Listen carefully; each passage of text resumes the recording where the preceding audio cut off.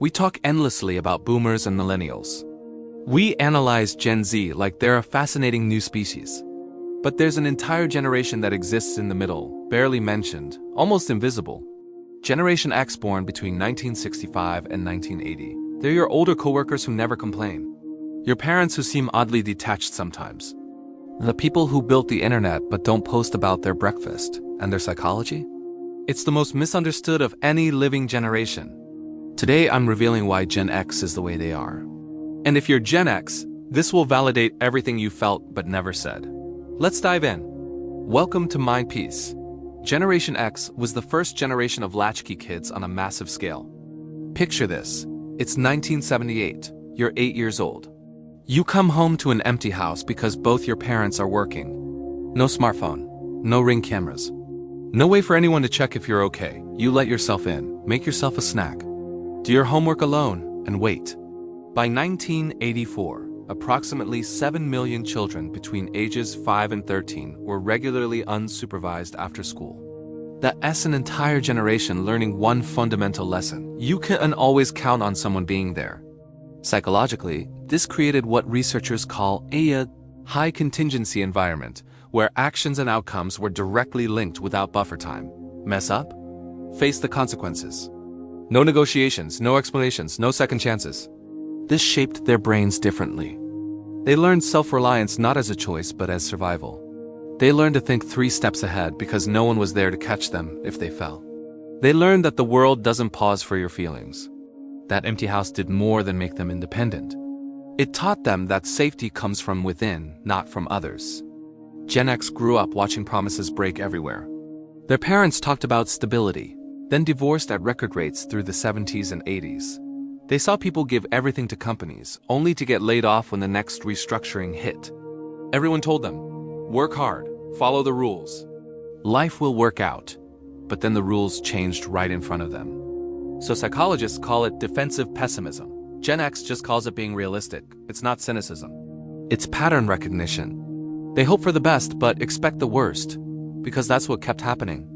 They saw Watergate, Iran-Contra, the AIDS crisis mishandled, corporate layoffs, and economic crashes.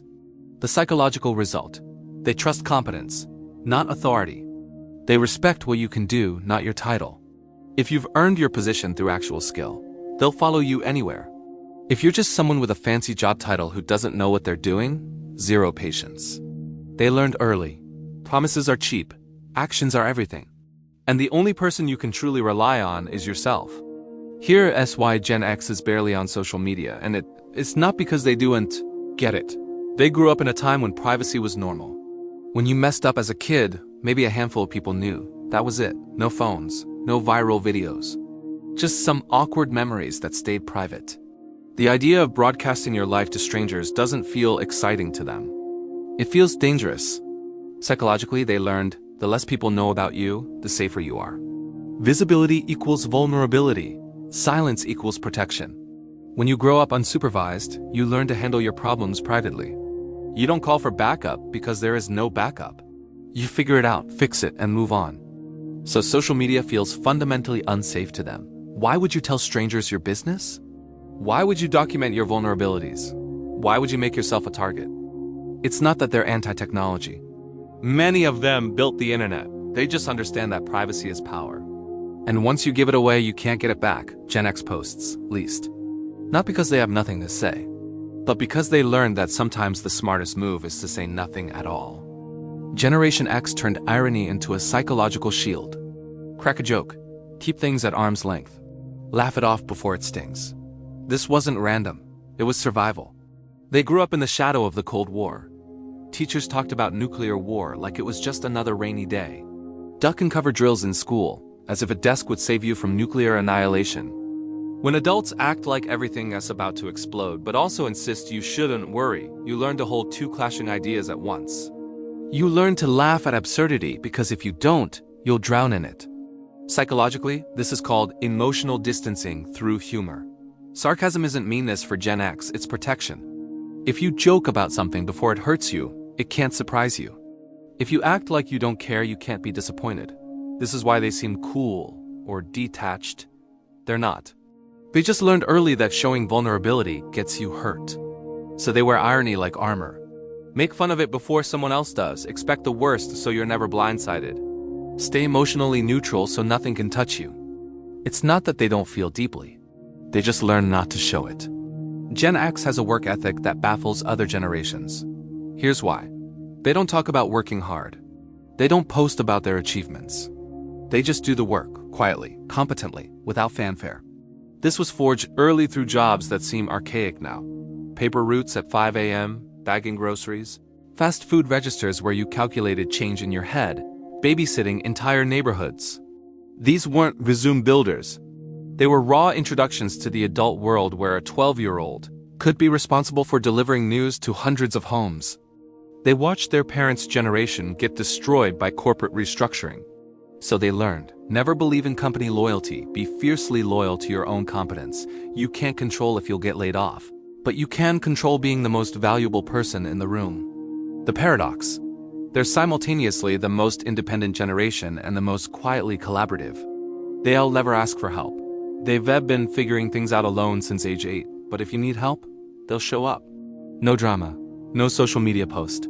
Just competence and reliability. They respect earning, not entitlement. Show them you can do the work, and they'll respect you. Tell them you deserve something without proving it. They have zero time for you. Here's the psychological struggle Gen X faces. They're incredibly capable at handling crisis situations. But that capability comes from an unwillingness to depend on others. Research shows Gen Xers report the lowest levels of seeking social support during stress. Not because they don't have people to ask, but because asking feels like admitting defeat. This creates a pattern. Something goes wrong. They handle it alone. They succeed alone. This reinforces, I don't need help. The cycle continues. But psychologically, this costs them. They carry stress longer than necessary. They solve problems the hard way when collaboration would be easier. They build walls that keep out help and hurt. Before the internet, knowledge had weight.